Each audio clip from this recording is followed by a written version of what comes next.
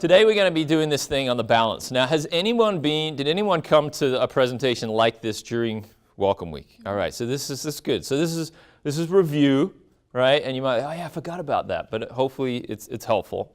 If you haven't seen it, this is kind of my bread and butter presentation. And the reason it is because this is something that I built in my graduate program when I was in grad school at the Assemblies of God Theological Seminary studying counseling. I don't read and retain real well. Now, I don't know about the rest of you guys, but I actually have figured out, because when you're a counselor, you try to figure out where's the root cause of this. It's got to be in my childhood somewhere, right? That we had to do these reading comprehension things. Did you ever have to do those over here? And you had to read about Spot the dog and Sam and whoever they were, and you had to read this little story, and then on the back there'd be like 10 questions, and you had to answer them to see if you actually comprehended what you read. But I'm a boy. You just go to the answers, and you look, what's the name of the dog? And then you go back to the story, and you think, dog, name Spot. All right, dude, Spot, right? So I never actually read the story. You just answered all the answers. And now I'm older, I'm like, why can't I read and retain anything? You know, why can't I read my study book? And then I get to the quiz, I'm like, I don't remember that being in the chapter. I think it's because in 4th grade, I cheated. I just cheated. Like, countless times. You'd go and get those. They were in book. You're probably on computers now. But I don't read and retain real well. So when I was in graduate school, that didn't change. So I still had to read, and you have to keep a lot of information. So I would go home and try to find ways to remember how to study and to remember concepts. When I was in my marriage and family class, our professor gave this metaphor, which, as you know, I love metaphors, and he said that a family system, a family is like a mobile that hangs above a baby's crib. You know the little things that hang on and they go around, right? And if you take one of those things off the mobile kind of breaks and it doesn't work. And he talked about how, because I think we were talking maybe about divorce, or if a child gets taken out of the home in those kind of cases, that this idea when you remove something from a system, it will affect the whole system, right? And I'm like, oh, that's gold. I'm going to buy myself a mobile when I'm a therapist. Hanging in my office.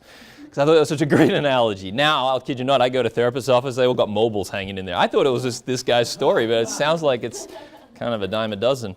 But then I was driving home, and I'm like, that is such a great analogy, but I felt like it was very limited. You just take one thing on, that's it, end of story.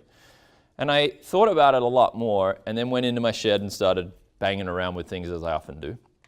And I created this contraption. Just looks a lot different now than what it did when it was made out of bolts and rubber bands and weird things. And since then, and developing it and using it, it's become a tool that I use in counseling when I'm working with individuals. But I was also working at a psychiatric hospital at the time, and we would have, it was for children and adolescents, so these kids would come in and they'd only be there for maybe 5 days to 2 weeks. And so they'd come in these really high-stress situations with these really volatile families, and it's kind of one of those ideas, what can I possibly say that you're going to remember, right? And we'd stabilize them, and then we'd send them home, and then they'd come back. And I'd be like, oh, I got to figure out a way to get more information in a shorter period of time that is sustainable. And so this became kind of that process of like, how can I, and it just kind of kept growing and growing and growing. And so now I use it for individual stuff, but I love doing it in a seminar format because a picture paints 1,000 words. And this is probably when I do my presentations during Welcome Week, which I do every year. It's called I Heart Relationships, and we do it during the startup of school. I'll have people come back 2 or 3 years later and say, I still use that, you know that thing you do? Right? And I'm like, yeah. And he's like, I did that with my roommate the other day. I'm like, that's amazing. 2 years later, you're still, that was a 40-minute presentation, and you're still doing it, right? I've done this for faculty, and I have faculty, I'm like, how you doing? And they'll come up, and they're not being airplanes, they're just doing this, which means kind of working on the balancing thing at the moment, right? But this is common kind of process because we're kind of speaking this language. And so I want to take some time today, and this is just stories, so you can laugh. That's the whole point of it. The best way to make fun is just to make fun of ourselves and our situations. It's always your friend, right? So I got this friend. Yeah, okay, I get you. That friend, right? But you might have a friend that this is helpful for. You might be the friend. I don't know. Don't elbow any of your friends, okay? If you're elbowing your friends, that's not helpful, right? Hey, you should be listening to this. That's you. That's you up there. You should do that. Pay attention. Take notes. Why aren't you writing notes down, right? So this is the process. So let's talk a little bit then about what we're going to do. It's all about relationship. If you're in a relationship, which you are, okay? Romantic relationships are the ones we go to first, but there are all kinds of relationships. You have a relationship with your roommate. You have a relationship with your parents. You have a relationship with the people in this room. If you've come to these talks before, you're like, hey, I remember you from last week. It's like, it's a relationship, right? These are all related. You have a relationship with school. You have a relationship with God. You have a relationship with your body, right? The Bible talks about it. You know, how can you say to the ear that you don't need it, or to the eye, right? That there is this relationship. Everything is relationships. Everything is a system. Newton said in his third law of physics, for every action, there is an equal and opposite reaction. You all know that. Same thing happens in our world around us. But the problem is, in our relationships, we often are not sure how to put into words things that are affecting us because someone else is either impacting us, or we don't realize that what we're doing is impacting somebody else, and we don't know how to talk about it. We're too afraid of offending them, or them offending us, or how we do that. So one of the things that I like to do in my process of working with people is how do we, what we call, externalize the process. How do you take something that's inside and put it out in front of us to work with it? Jesus would do that with his parables, right? He would take something that you know, if you're a fisherman or if you're a sower, and he would use it so that you can be like, oh, I get that. I didn't really understand what you were saying, but now you've put it in a way that I can see it. I can begin to manipulate it in my own world and begin to apply it going forward. And this is kind of how this process works. In this model here, you can see these two lines up the top.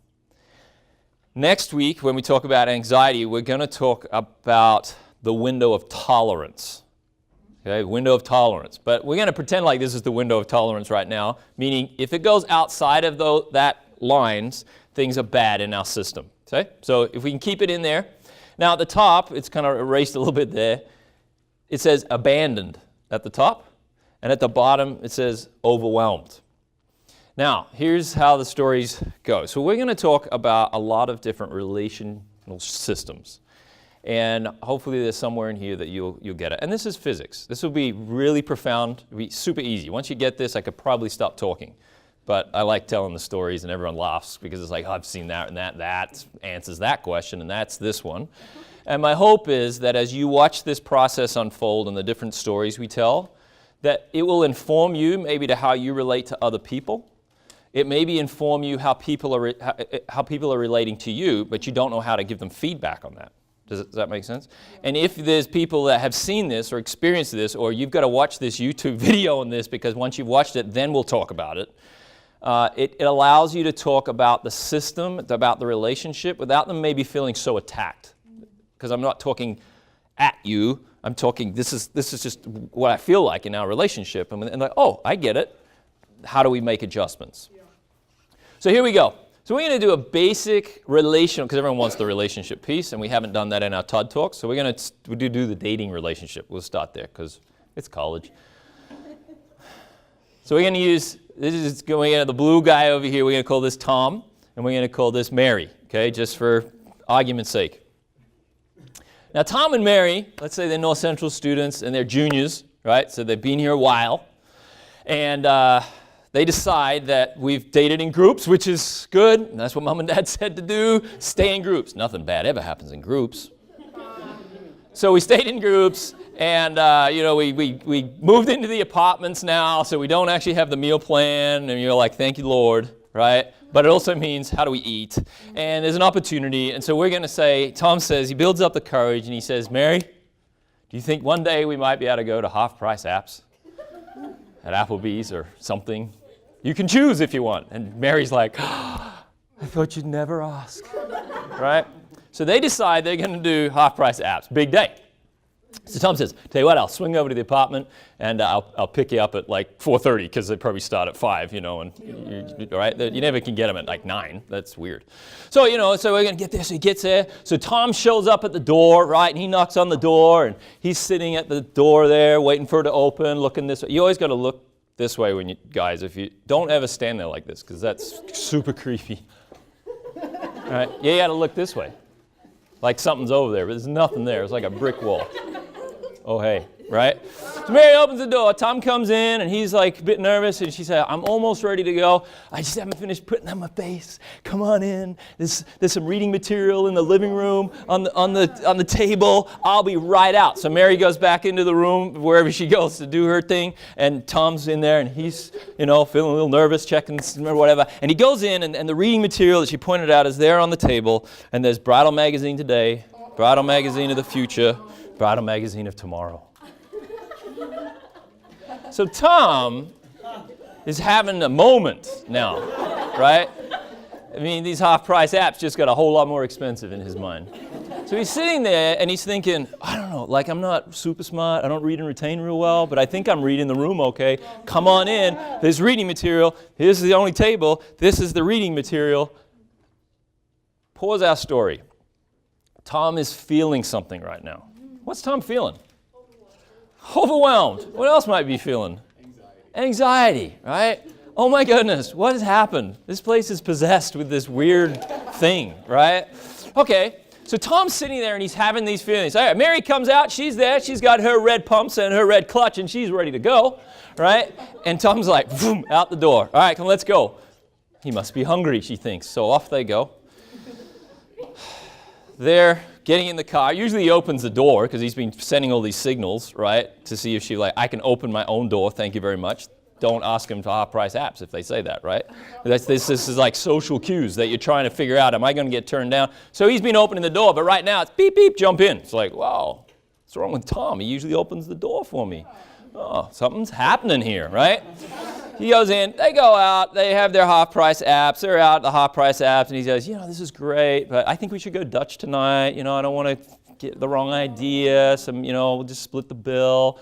Oh, okay, says Mary, that's fine, I don't want to rush either, whatever this is, right? And then they go home, you want to come watch a movie or something? Yeah, I got homework to do, I got to go, it's Friday night. Oh, yeah. Well, I got lots of homework to do. I know it's Friday night, but some of us do homework on Friday nights. Okay, so she leaves. Pause our story. Our relationship has changed in the last 4 hours fairly dramatically. Yeah. So what are we going to do? There's the story. We've set the scene. Let's talk about it using this model. When we use our relationships and when we use our emotions in that process, there's one thing that we're always trying to maintain, and that is equilibrium. What is it? Equilibrium. Sometimes known as balance. I just like equilibrium better, right? We will work to get equilibrium in our relationships at any cost, good or bad. Ideally, we'd like to do good things, but sometimes the good things are not going to work, so we do the bad things. But whatever it means, what do we want?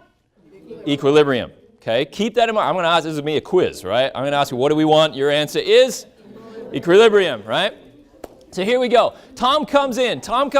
He sees there's this new information entering his system, and what he does emotionally is he pulls away from Mary, right? Oh boy, I don't want her to think. We just need to slow on down, right? So we're going to show that on our model here. We're going to pull him away, right? We're going to distance him. Now, when we pulled away, what happened to our illustration? Abandoned. Who feels abandoned? Okay, and what else do we got going on here? Tom's feeling overwhelmed, stressed, right? Here's Tom. He's overwhelmed. He just wanted half-price apps, but he's really feeling some pressure right now. I don't even know what that is. So he goes out, and he doesn't know what to do with that. What does Tom want to do? What does he want his system to be? He just wants to be balanced. And we call that equilibrium. Very good, right? What does Mary want? What does Mary want? Equilibrium. Okay, so, all right, class, here we go, right? We're going to pick on Mary first, we'll pick on Tom later. You all have friends. This is not your behavior. This is your friend's behaviors. Okay, so think of your friends, and your friend is Mary. What might Mary do in an attempt to bring this into balance? Real time. What do you... Say that again? Throw away the wedding magazines. Sure, but real time. What is she going to do? She wants to talk to him. How is she going to do that? Texting. You don't actually talk right now. I mean, I don't even know if they actually went to Applebee's. They might have just texted they were going, had the Applebee's sent, and then texted the conversation. I don't know. But, but they want to text. So she wants to text. She wants to call. So she sends sending text to Tom, right? Tom's like, do. Right? Well, I better call him, right? Because he's, I don't know. And she's looking out the window. Tom's sitting down in his car. She sees him pick up his phone. Ignore. No. Now, watch this. Watch how this works. Watch this. Ready? Here's Mary. She wants equilibrium. She wants to talk about it. And what this means in real relationships is I'm going to go towards the thing that I think is drifting. Right? That's how romantic movies are made. They get on the train. They're running, right? No. And then you like, go, get up, get the taxi, get the cab, quick, hit the cab, go, chase, right? That's what we're told to do. It's so romantic. Oh, here goes Mary. Mary, in an attempt to bring equilibrium, calls and texts, which is about going towards. We need to talk about this. And when we did that, what happened? Completely overwhelmed. Mary, more abandoned. Tom's more overwhelmed and Mary's more abandoned. Tom's like, she's a stalker chick. Tom, what's your problem? But that's how, oh no, this is it, the demise. I'm going to have to block the numbers, get a new phone. This is terrible, right? And she's like, I don't even know what I did. So in an attempt to bring it into balance, it actually didn't work. Mary is not a horrible person. Mary is not a control freak. She's just trying to bring her life back into balance. Oh yeah, what else? What else can we do? What else might Mary do? Give him some space. Ignore him. She could ignore him or give him some space, kind of same thing, right? So let's show that, right? We could do this. Does that bring equilibrium? Yeah, everyone's like, that's great. What a great solution. When we say you should give them some space, what we often hear is, oh, I know what you're saying. Let him go. Let someone else take that wonderful man that was supposed to be the one. I hear what you're saying, right? I'm not saying run away. I'm just saying quit texting for 2 minutes, right? Give some space. But sometimes we hear space as totally disengaging or totally leaving, right? Not true, but sometimes we hear that. What else could she do? This is like Desiree Libengood's English class. There's never a right answer, is there? It's like, what is the right answer? You're killing us. We're millennials. We need perfect answers. Life is not so convenient. What else can she do? Are we talking solely after the date? Yeah, the date is a mess at the moment. We're out of equilibrium. We're trying to bring it into balance. Do nothing and live this way for the rest of your life. Yeah, some people do that. Other things. Ask the friend to see what he... Ask the friend. Yeah, call a friend. Oh, what? What? That's crazy. Who's that? Man, call in a friend. Right? Well, all right, first of all, we're going to start with calling the girlfriends, right? Because they understand. So you kick out, oh, how did it go? How was it? Tell us all the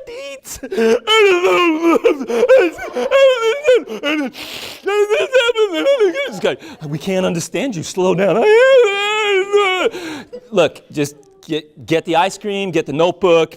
We'll be there in 5. Get your jammies on. We're coming, right? You come over there. And we sit on the couch. We don't even use the back of the couch because we're sitting cross-legged this way. Tell me about it. What happened? Just let it out. Give the Kleenexes, right? I know. It's dramatic. It's not always that way. But the idea is when we call in a friend, right, who can come in and be a part of our system, what does that do for Mary? What does she feel when that friend comes in? Less abandoned, right? More support. He's a horrible guy anyway. I know that, Tom. We knew he was bad for you, but we didn't want to tell you that. We were just glad you were happy. What would I do without you? You are such wonderful friends. Boys are stupid. We don't need them anyway. That's right. Now, we could also do this. What's that? Another guy. Oh, we got another guy and an O down here. Yeah, that's Phil. Who's Phil? Who cares? That's the problem, right? Phil comes along. I don't even know who Phil is. But what is Phil providing in this situation? Support. Comfort. I don't feel so abandoned and alone. What is wrong with me? I don't know. But this thing is introduced into our system because we want to find equilibrium. Will we always go to good things to get equilibrium? No.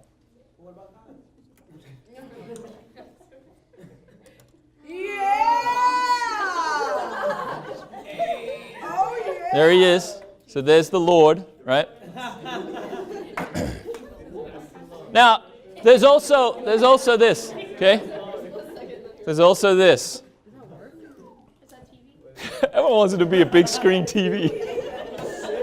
I always say, one time, this was years ago, I said, "What's that?" And someone said, "TV!" I'm like, that would work in my life. The great medicator, Absolutely. No, so we have a black square up here. And the black square just represents negative things, right? It's sin. Just sin, right? So I got circles, right? These are positive things. Whatever you want it to be is what this is. They're just kind of projected things. But it's a black square. It's bad things. So she comes in. So here's the scenario. It comes in. I'm feeling abandoned. I feel like this is going bad. I feel out of control. I ate too much at the half-price apps. He thinks I'm fat, so I'm going to go throw it all up in the toilet, and I'm going to induce my eating disorder, right? And you're like, oh, whoa, you didn't just go there, did you?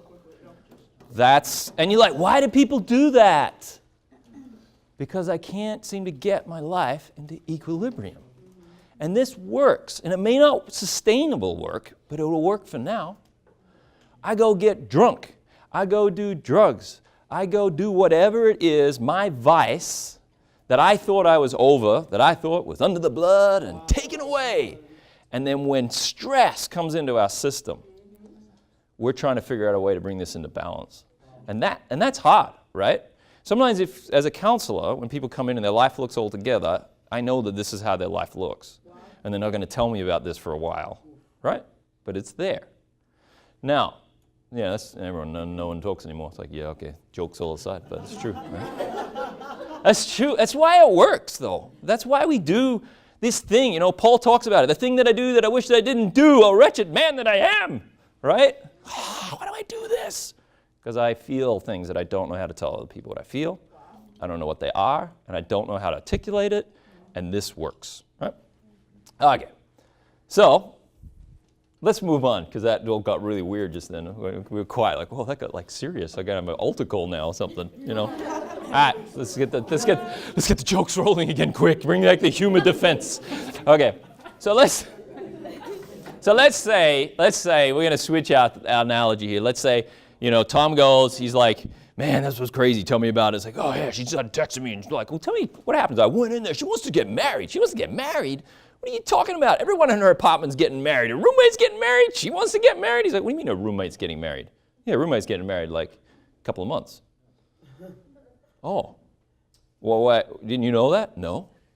Well, how did you not? Well, I went in there. She said there's reading material on the thing, and it was bridal magazines. I thought she meant we were meant to get, no, those are like her roommates. Oh. Read and retain, my friend. Read and retain.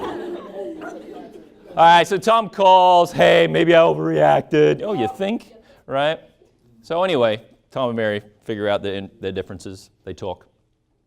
And let's just pretend for a happy ending they get married, okay? Oh. All right, so let's switch. Yeah, let's switch because now I'm going to talk about a married couple, right? So, and I like to do this because I don't imply that when you come to North Central, you need to get married, okay? Because you don't. However, it does happen, right? And whether God's called you to be single for the rest of your life or not, statistically, people want to get married or would like to get married one day, okay? So for those of you who are in that case, or maybe come from a family that has married people in it, or if you have friends that are married, this might be helpful for you, okay? I like to do this for any time we have ministry people. If I can get in front of ministers, this is the story I tell because I think it's really important to our life. So let's just, Tom and Mary, they get married. We're going to pick on Tom. We're going to say that he's going into the ministry, just for sake of argument. And Tom decides, all right, we're going to the ministry. We're all good. We got it figured out. So Tom gets this call from Alaska for this church up there. And Tom knows it's the Lord because it's the only call he got for a job. It has to be the Lord. Must be. All right, so we're going to say that we go and I always pick on Alaska. Is anyone from Alaska? I always pick on Alaska because it's a part of the routine. And then I found a few people from Alaska, and then I feel like I'm like dogging on there. I think Alaska could be beautiful. I've never been there, but we're going to do this. Okay, so here's our ministry, okay? Church, we're just going to put that up there. That's going to be our ministry. Now, if you're not going in the ministry, although this is what I'm going to use, just make that your job, okay? This is your job as an engineer. This is your job as a coach. This is your job as a professor. This is your job as a business person. Whatever you want it to be. But for this guy, his job is to be a pastor in a church, right? So he goes. Now, he goes there and he's working, 400 days a year, 28 hours a day, 8 days a week. He's doing this thing. What's Tom feeling right now? Overwhelmed. Right? Here's a guy that wants to demonstrate that he knows what he's doing. I'm fresh out of school. I got all these great ideas, and I'm going to prove to you that I belong and that I'm going to do a great thing and build this great ministry or build this great program. He's feeling overwhelmed. How's Mary feeling? Abandoned. Why? She doesn't have a husband, right? So I pick on Alaska. It doesn't matter where you are. I just pick on Alaska because I picture it as being very remote. I pick on Alaska because the ratio of guys to girls is weird up there, right? There's just not a lot of girls up there. So not only is it remote in terms of its location, it's remote in terms of my friends, my family are being kind of taken away. And who am I to argue against the Lord, right? Which is always very dangerous in our relationships. Don't use that as some kind of manipulative tool to get your other person to do what you want them to do. But they feel abandoned. Now, what's she going to do to bring this back into balance? Hold that. Thanks for whispering it. What's she going to do? Think back to your other. They've already been through this before. She could call a friend, right? Maybe she calls a friend. Maybe she, calls mom.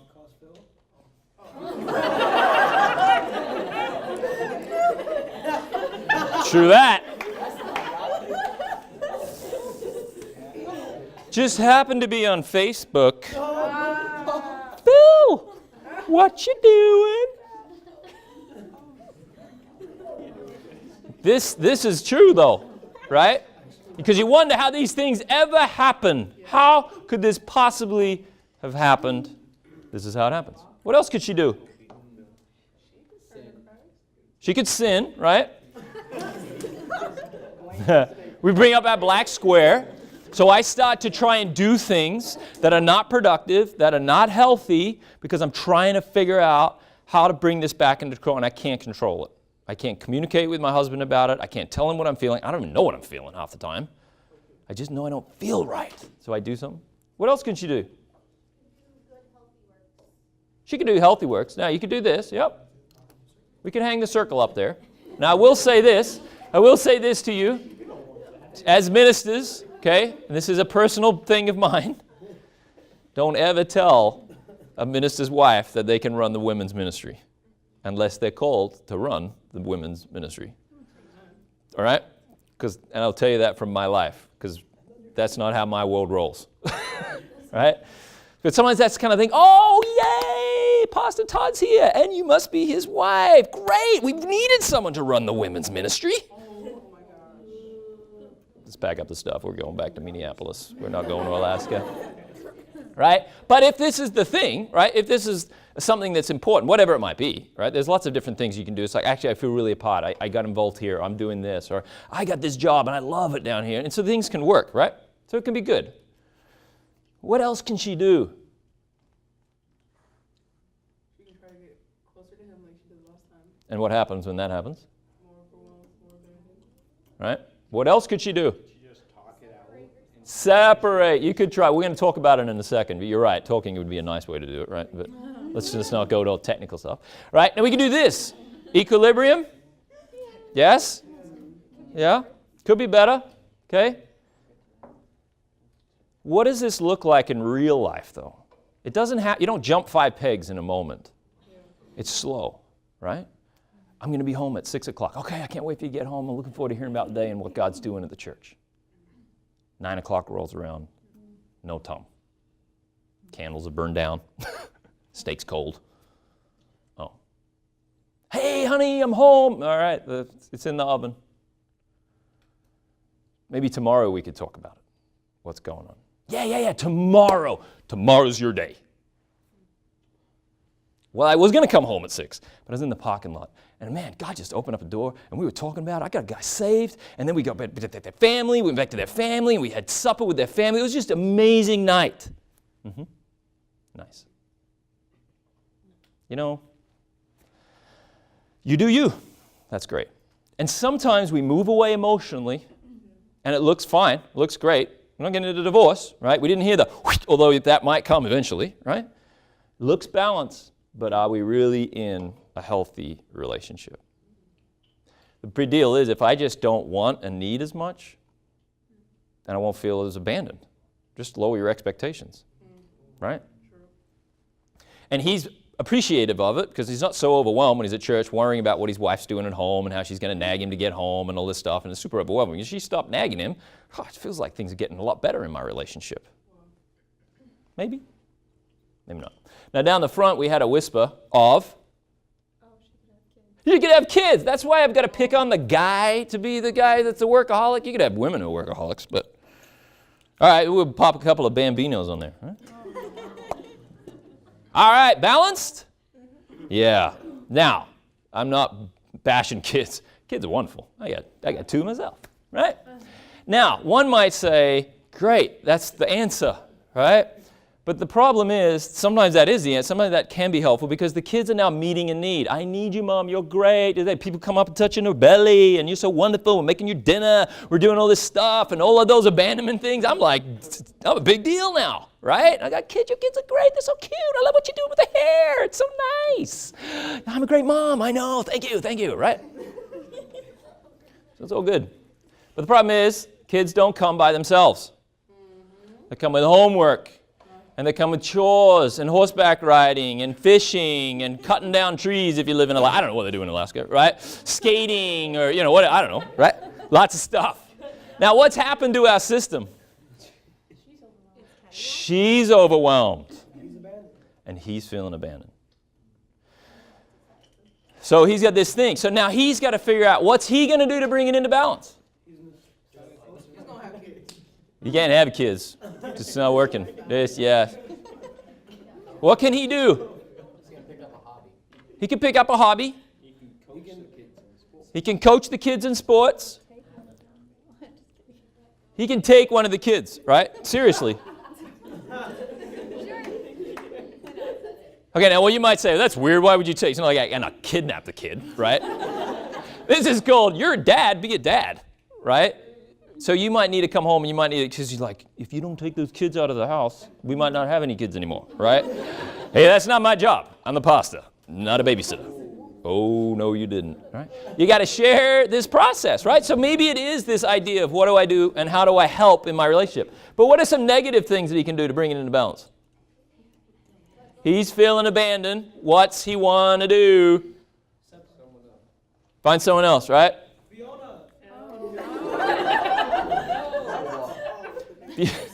So we put this up here, right? Who's that, right? Fiona, that was the call out, right? All right.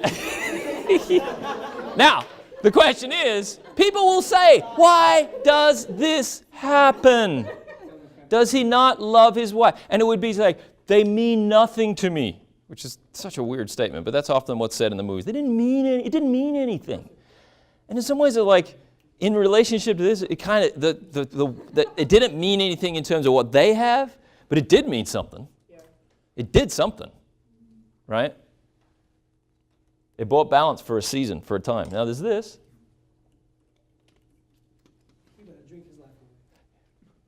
Someone starts drinking, right? I'm going to just start drinking. Now we use church as this way, so we don't like to go in there, but if you're a businessman or something, right? This is very much how, if you grew up maybe with a dad who was working hard on this, and I can't come home to just a train wreck of a home because the kids are running around and doing all crazy stuff. It's like, you know what? I just need something to take the edge off. And that edge got a lot further away, right? Didn't start out doing this, but this is how it became, because this was the only way I could kind of get my own space and bring equilibrium. Equilibrium does not mean it's healthy, but it's what we want. Now there's this, would work too. What's that? It's not separating, it would just be to get out. You'd like to think so, but that's not actually God, that's the church. This is the workaholic. Stay at work. You know, when I'm at church, I had a lady came into my office and we would counseling, and she goes, I wish my husband was like you. And you come home and you tell me that I'm not doing this and I'm not doing that. I would rather stay at work where people think I'm a big deal than to come home and have to deal with what I'm dealing with. So it's easier for me to stay there, right? It's a way of avoiding. We don't plan it. We don't wake up in the morning and say, today I'm going to become a workaholic. That's not how it works. It happens over time. But it is why it happens. And she's like, you know what? I'm glad you're at work. Because when you come home, you're a disruption to our family. Right? You come home and it's a mess. You're not following any of the rules that we've set up, and the kids are like, oh, daddy, he's such a hero. He's not a hero. He hasn't mowed the grass in 3 weeks. Right? He hasn't done anything I've asked him to do. He hasn't done, whatever. Right? So it's like, I prefer it when you stay there, because this keeps our life in balance. But it doesn't always mean it's healthy. Right? So again, funny stories. We like humor because it tells the truth sometimes. Now let's talk a little bit, very quickly, about healthy relationships when it comes to it. Now you've got this, right? This is balance. This is a relationship that we call as enmeshed, right? All relationship all the time. Whew, can't help it. Like octopus, You're like, oh man, what's going on? Shortage of oxygen in here? Please separate. It's okay. It's all right. You have a 3-person couch here and you're sitting on a recliner. It's like, just spread out a little bit, people, right? All relationship all the time. It looks balanced, but the minute that she decides that I'm going to go hang out with the girls, and we're just going to have a girls' night, off go the alarms for Mr. Dependent here, who needs to be like, where are you? What are you doing? Blah, blah, blah, blah, blah, because he's feeling abandoned, right? And she's like overwhelmed because I've got this possessive boyfriend or husband or whatever it is, right? And it goes the other way too. He decides that he's going to go do something with the guys. And she's texting. He goes, what is your problem? Turn your phone off, man. You got to get rid of that ball and chain, right? It's like, oh, right? What is wrong with that? You know what? It's just easier if we just understand each other. We don't need everybody else. We just need each other. Now, you also have this relationship, which is called a differentiated relationship, also in balance. I like to call it sharing rent, right? So we live together, we function together, we have a whole life together, but we really don't have a relationship, we just coexist. So the minute that she decides that I'm going to go and he's watching football, and I'm going to go down and read my book while he's watching football, and he comes down to the football game. So she comes down with a book, and he's like, what are you doing? I'm going to read. You can't read? Why? Because I'm watching football. Well, I won't even say anything. Well, you can't sit there. Why? Because this is where the chips sit. You got to move. Right? So she goes back because this is just easier to manage. When we have a sense of the relationship and a sense of self, that is a key place to be for balance and communication. That's this guy. We talked a little bit about communication. Someone mentioned it. This is the communication bar. It works best when you have an understanding of self and the relationship. This applies, you can make this a person, but this could be you and school, right? If you think it's just all your friends all the time, school is going to suffer and you're going to fail out. If you think it's school all the time, you're going to be very lonely, right? There has to be a sense of self. And we talked about this last week when we did boundaries. If you didn't come last week to boundaries, go watch the YouTube thing, right? You've got to know where your boundaries are because you've got to have a sense of self and a sense of the relationship. Now, if he decides we're going to go and take this church, and we hung it up there because I decided I'm doing it, it goes out of balance. We've seen that. If we decide together that that's what we're doing, we hang it down there, what happens? She will always decide whether you can have kids, whether you like it or not. Right? She would just decide, it's like, we're going to do this. And it's like, well, I don't want to have kids. Too bad. We're having them. Well, we're not going to have sex. All right. See how long that lasts. All right. Right? I mean, she just has control over this aspect. And if she decides outside of the marriage that this is what we're going to do because I'm 21 and I'm ready for kids, right? Help us, right? Now, if we decide together that kids are what we should do. Now, sometimes we don't get that decision. Sometimes the Lord blesses us. But when you get married and you engage in marital privileges, again, the ice. You get out on the ice, you can go through. If you're not planning to have kids, there's a thing that happens right before you have kids, like 9 months before, okay? Once you start engaging in any of those activities, your chances greatly increase, and you've accepted the communication responsibility that we have decided that this might happen to us, and they need to go here, right? It's not your fault, it's our fault, or whatever fault it is, it's just a blessing, right? Now, this is how this works, okay? If things start to happen, like I always joke about in-laws, okay? I'm going to hang them on this side intentionally, all right? And the in-laws come in and they're like saying, hey, this is how you raise your kids. This is the church you should go to. What happens to our system?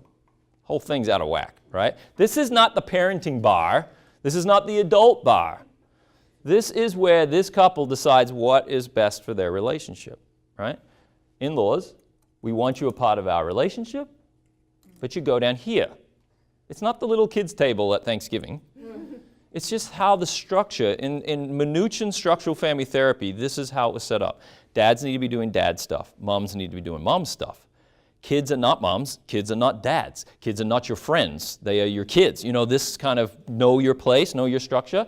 If this is you, right? So this is no longer Phil. This is you, okay? Because you're a big kid and you've got siblings, right? You're here, and this is your home, and it's all wonderful. And then you said, da-da-da-da-da-da. We go over to North Central. We went over to North Central. Great. Now, we're coming back at the end of the summer, right? We're coming back home. Oh, no.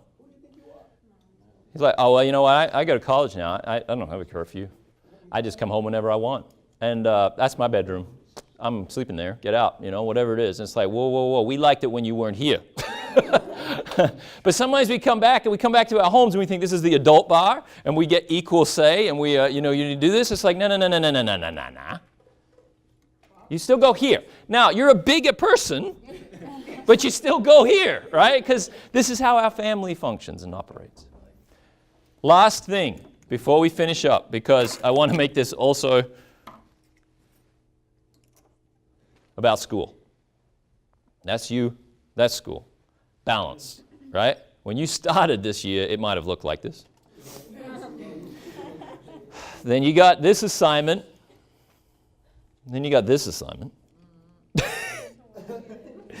Not all assignments are equal, right? Some are more sinful than others. Oh my gosh, this is like condemnation. Right? But it's off. And often you can feel in yourself, what about what I want? What about what I need? Like PlayStation. and Applebee's and sporting and other things unrelated to school all the time. I went to class today for an hour. That should be enough. Why can't you ever be satisfied, right? What about what I want? What about what I need, right? So sometimes what we do to balance it is we actually pull away from our education just because we need to breathe. And that's how we fall behind, right? Now there's other things that we do, right? Sometimes depends on where your friends come, right? You've got this, and then you've got like your friend here, right? All the things of school make it feel overwhelming, right? Sometimes you've got school, and it looks more this way, right? So here's your ministry or your whatever, your job, Jesus, your church or whatever it is, and it's like we've abandoned what? School! That's not why you came here, right? Balance. It's about understanding this relationship between you and the other person. Now, school's not going to change for you as much as you'd like it to. You're the only one that, it can't kind of come between and back and forth. You have to kind of say, okay, where am I at? Where are my priorities? Where are my boundaries? Am I overwhelmed because I just have not prioritized what I need to do because I'm too afraid to give something up? Remember last week I talked about you got to give up to go up. Sometimes, not forever, you might have to give some of these things up, right? That's not Jesus, that's church, right?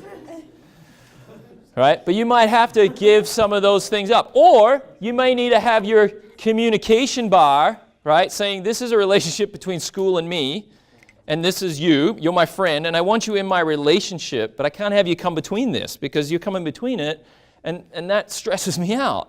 This is a boundary.